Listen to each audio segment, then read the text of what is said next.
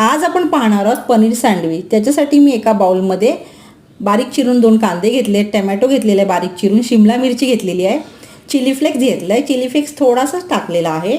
आपण मुलांसाठी हे सँडविच बनवत आहे म्हणून मीठ टाकले, चाट मसाला टाकलेला आहे, पिझ्झा टॉपिकाना टाकायचं आहे,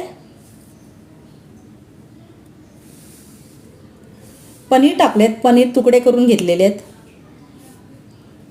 हे सगळं मिक्स करून घ्यायचं आहे आपल्याला। अशा प्रकारे सगळं हे सारण मिक्स करून घ्यायचं आहे। एकीकडे मी बटर लावलंय ब्रेडला, बटर लावून घ्यायचं आहे ब्रेडला। चारी बाजूनी ब्रेडला आपल्याला बटर लावून घ्यायचं आहे। जे सँडविचसाठी सारण केलेलं आहे ते ठेवायचं आहे, लावायचं आहे आपल्याला ब्रेडवर। हे बघा, जे आपण सारण तयार केलेलं आहे पनीरचं सँडविचसाठी ते लावून घ्यायचं आहे। त्यालाही बटर लावून घ्यायचं आहे, सारणवर ठेवायचं आणि सँडविच तयार करायचं आहे।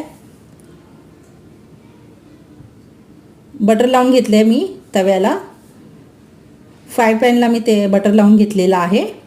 त्याच्यावर सँडविच ठेवायचं आहे, चांगलं भाजून घ्यायचं आहे दोन्ही बाजूनी। दोन्ही बाजूने आपल्याला छानपैकी भाजून घ्यायचं आहे। दुसरं एक सँडविच तयार करून दाखवते। हे बघा, अशा प्रकारे केलेलं आहे